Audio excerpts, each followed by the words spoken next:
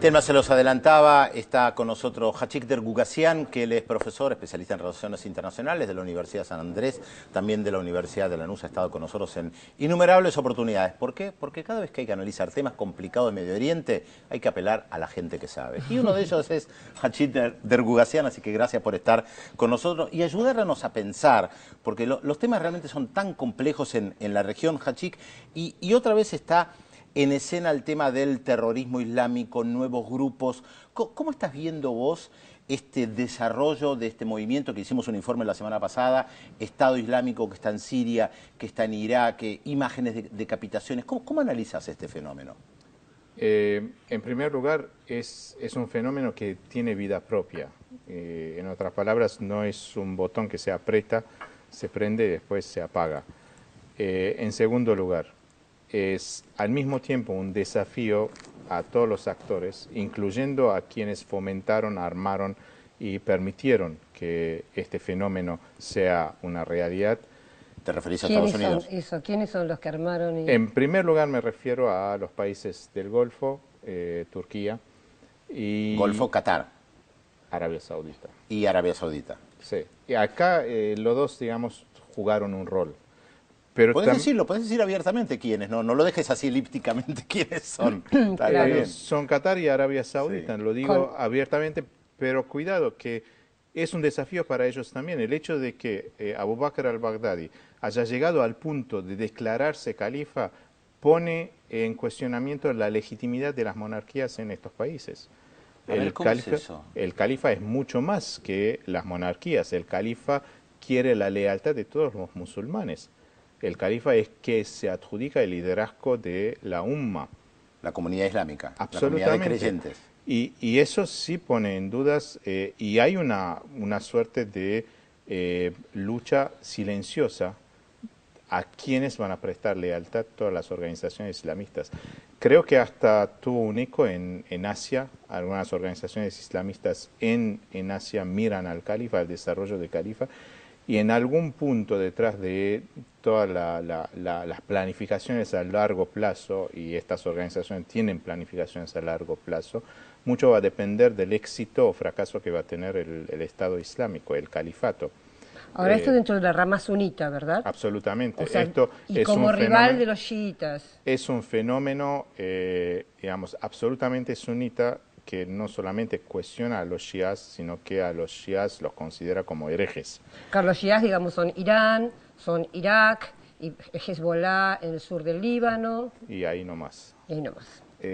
Y a su vez es un desafío para Estados Unidos y los europeos, es un dilema para ellos fundamentalmente, porque es cierto que son ellos quienes fomentaron estos grupos en primer lugar, o directamente o indirectamente.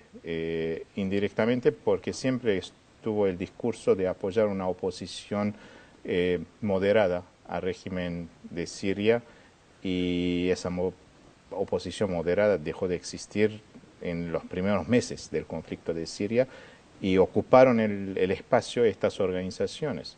Yo recuerdo que Bashar al-Assad lo denunciaba. Pero estaba era claro, clarísimo. Uno no puede pensar que Estados Unidos no lo sabía. No hubo una revuelta social en Siria desde el primer momento en la forma en que hubo una revuelta social en Túnez, por ejemplo. Ah. Empezó con demandas sociales, habían grupos de derechos humanos a favor de la democracia, pero muy rápidamente, cuando empezó la manifestación en Daraa, los lemas, los eslogans contra los alawitas y los cristianos aparecieron. Pero es un dilema para Estados Unidos también, esto porque no lo puede controlar. Ahora, Hachik, en Siria mismo este grupo, Estado Islámico, también se está enfrentando con algunos de los otros grupos islámicos que hay, que están combatiendo a Bashar al-Assad. Mi pregunta es, ¿cómo un grupo que no existía en Irak antes de 2003, porque Al-Qaeda no existía antes de 2003, tan rápido puede desarrollarse militarmente, conquistar ciudades en el norte de Irak, empezar a conquistar parte del territorio sirio? Digo, hay que saber usar armas, hay que poder enfrentarse a un Estado débil, pero a un Estado, hay que poder enfrentarse a grupos armados kurdos en el norte de Irak o combatir a otros grupos insurgentes en Siria. ¿Cómo este desarrollo tan rápido?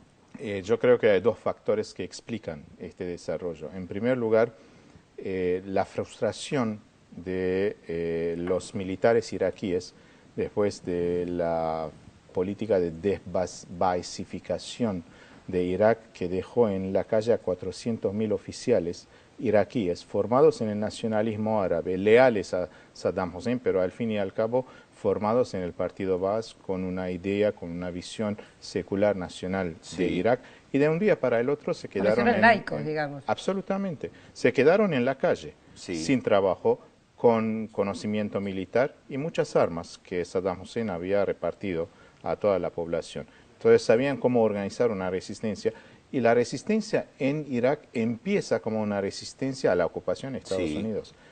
Pero muy pronto, como a su vez la política en Irak se sectariza, en otras palabras, las democracias no llevan al parlamento partidos políticos, sino que llevan votos fragmentados entre los shias, los sunnis y los iraquíes, que no sé si no se sabía que esto iba a pasar así. El sectarismo y el resentimiento contra los shias se transforman en un factor de movilización, y es ahí donde entra, y esta es la segunda explicación, entra Al-Qaeda en su transformación de una organización esencialmente terrorista, o sea, esencialmente que recurre al terror en el principio de la década, a una organización que ya tiene ramificaciones regionales.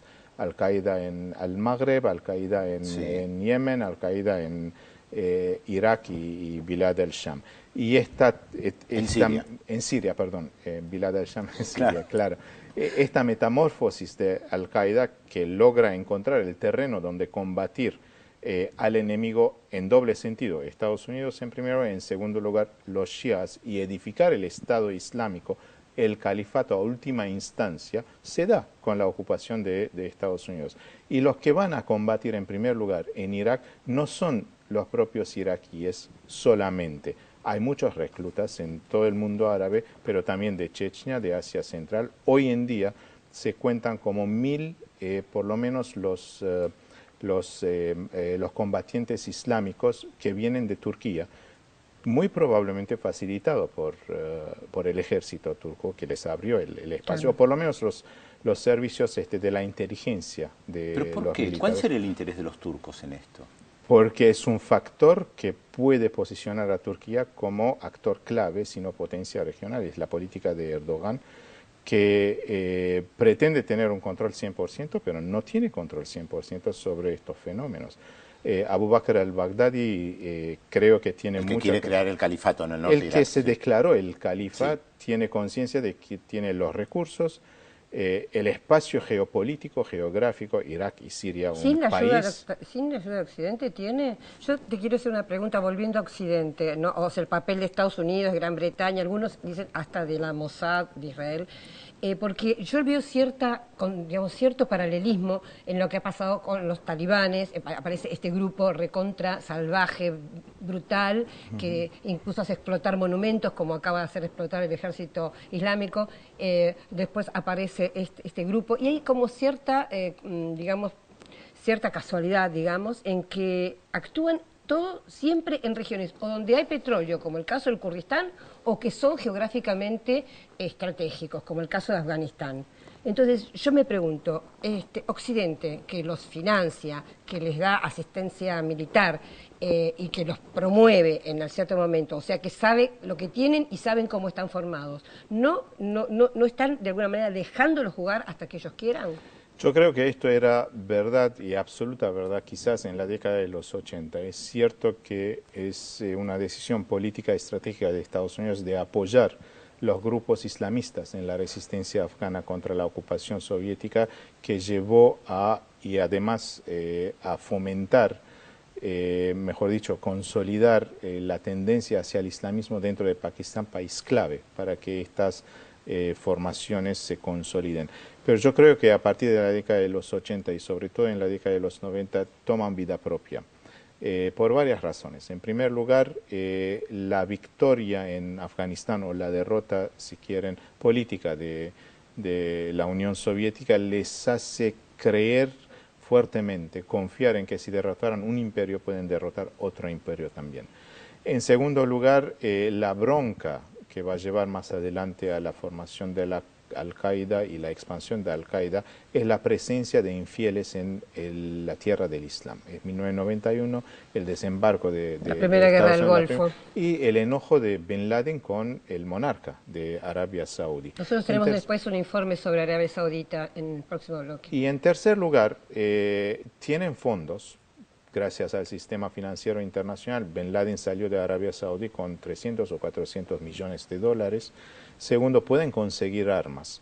Y en tercer lugar, saben muy bien que si bien son enemigos de Occidente, eso es cierto, son enemigos de Occidente, pero al mismo tiempo sirven a los intereses del balance de poder en el Medio Oriente, que no pasa por el equilibrio entre las fronteras estatales hoy en día, sino que pasa fundamentalmente el equilibrio entre los sunnis y los shias. Acuérdense las palabras del rey Abdullah II de Jordania, la media luna chiita de Irán, Irak, Siria y el Líbano, fines del 2005, en vísperas de las elecciones parlamentarias en Irak. Bueno, este Estado Islámico sunita corta la media luna shia.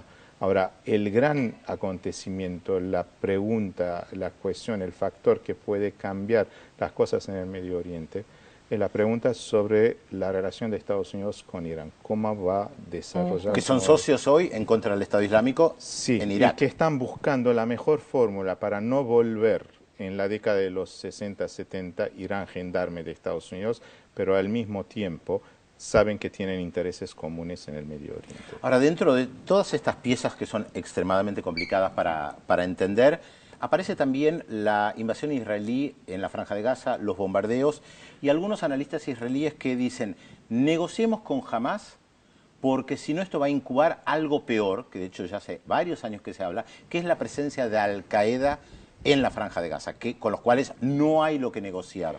Mi pregunta es, ¿a Israel le conviene un escenario, o sea, no le es mejor un escenario donde hay grupos al estilo Al-Qaeda con los cuales no hay ninguna posibilidad de negociar en la Franja de Gaza para aislarla aún más del otro territorio palestino?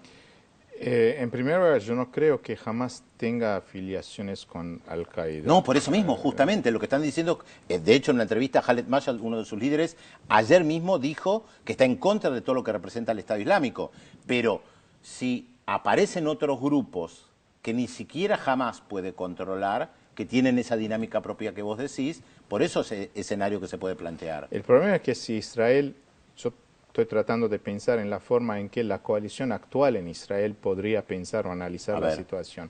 Si negocia con Hamas, inevitablemente va a reconocer a Hamas, parte de la Autoridad Nacional Palestina. Reconocer la Autoridad Nacional Palestina significa volver a negociar el problema esencial que queda en Israel-Palestina, que es el Estado palestino, que es un tema que no está en la agenda hace 10 años, un poco más quizás, y por lo tanto me parece que la racionalidad perversa es la siguiente: larga guerra permanente en Gaza, y en Cisjordania avanzan las políticas planificadas desde hace tiempo, y no hay una solución que pasa por la creación de un Estado palestino. El problema con Hamas, que yo creo que en algún punto Hamas, más allá de la desesperación o lo que se dijo hasta ahora, me parece que tiene un ojo puesto sobre los éxitos que pueden tener el Estado Islámico u otros movimientos islamistas,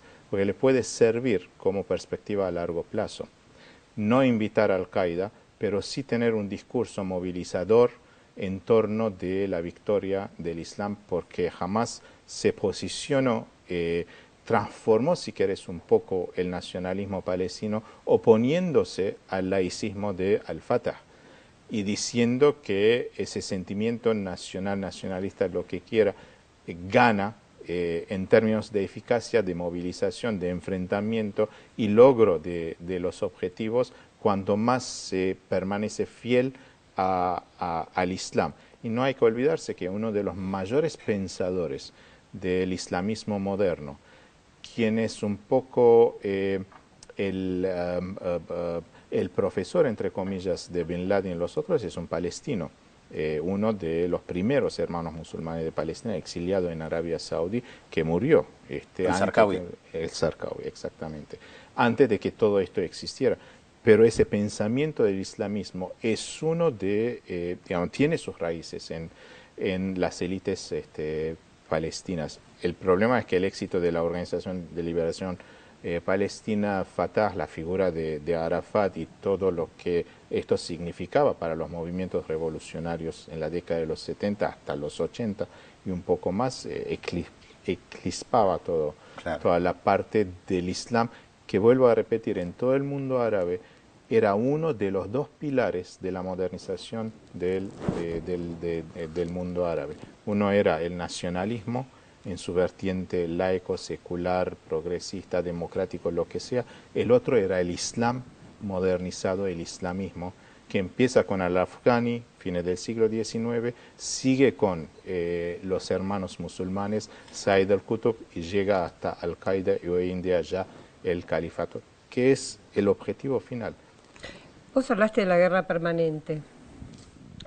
Hace unos días el Papa Francisco dijo algo por el estilo, que él visualizaba como una especie de tercera guerra mundial fragmentada, ¿no? Libia, Siria, si querés, por supuesto la parte del Kurdistán, como una tercera guerra mundial fragmentada y en una situación de guerra permanente. ¿Vos pensás que es eso en varios lugares? Yo creo que es más bien es una guerra civil regional y una guerra civil dentro del propio Islam. Me atrevo a formular una hipótesis que podría ser una guerra de secularización, porque no hay una solución del enfrentamiento entre los sunís y los shias, más allá de la solución de preguntarse, bueno, ¿hacia dónde va a llevar todo esto? ¿Y cuál es la solución? Y no existe más allá de una solución política que saque la visión política vinculada a la religión del espacio público, que deje un espacio público a la discusión de los asuntos políticos desde una perspectiva política, que es el poder y la redistribución de la riqueza. Para eso, sin lugar a dudas, es Arabia Saudita un jugador clave. Por eso en el próximo bloque tenemos un informe específico sobre Arabia Saudita como actor en la región. Te agradecemos mucho, Hachik, como siempre. Un gusto escucharte, aprender de estas tramas tan complejas que son las del Medio Oriente, el mundo árabe, el mundo islámico. Gracias, Hachik. Bueno, gracias a ustedes. Gracias. Es un placer siempre estar acá. Muchas gracias. Bueno, vamos entonces a Félix. A ver, debe haber muchísimos, Telma. Bueno, se comunica con nosotros, entre otros, Lucio de Capital. Felicita a Pedro por su opinión en relación al conflicto israelí-palestino. Francisco Saciaín de Palermo, felicitaciones por el invitado de hoy. Realmente un lujo muy claro y tendrían que invitarlo más seguido, dice. Lo hacemos. Sí, cada tanto está por aquí. Jorge de Catamarca pide informes sobre el Banco del Sur. Alguna vez hemos hecho algunos informes sobre eso. Leonardo de Córdoba pide que hablemos sobre el tráfico de órganos en Kosovo. Un tema complicado, sí, hay que pensarlo. Y Germán de Quilmes felicita por el programa, pero además Germán acierta con la incógnita, al igual que Leonardo de Córdoba, que también acierta con la incógnita. La que no acertó con la incógnita es Ruth de Córdoba, que dice que es Saddam Hussein el personaje de hoy. Lejos de él, no. Exactamente, lejos de él está. Escribía poesía, pero creo que no. No creo. Pero ¿qué le parece si a Ruth... novela, claro. A Ruth... La tengo en castellano. Sí, mire qué bien. Un día lo puede traer y lo lee. Le podemos decir a Ruth de Córdoba que no es el personaje, pero ya le estamos dando una nueva pista respecto del personaje de hoy. Atención, aquí está. Nuestro personaje de hoy a muy corta edad sufrió una crisis mental que lo obligó a tener tratamiento psiquiátrico de por vida. Escribió y publicó parte de su obra más importante entre 1900 y 1914 y de 1920 a 1921 viajó a lo largo del mundo. ¿Quién es nuestro personaje de hoy? Allí están los teléfonos 0800 444 1777 4535 0709 y recuerden también que pueden hacerlo a través de la red social Facebook Yo Veo Visión 7 Internacional. Hasta las 14 y les adelantamos los temas que vamos a desarrollar en los próximos bloques. Arabia Saudita en el contexto internacional. Dueña de una fundamental posición estratégica, el primer productor de petróleo del mundo, cumple un rol decisivo en los conflictos armados que afectan a Medio Oriente. Además, tensión racial en Estados Unidos. El asesinato de un adolescente negro desarmado por la policía en Ferguson, estado de Missouri, provocó una crisis que volvió a poner en primer plano uno de los conflictos latentes de la sociedad estadounidense. Se lo contamos Luego de la pausa, como siempre, en Visión 7 Internacional.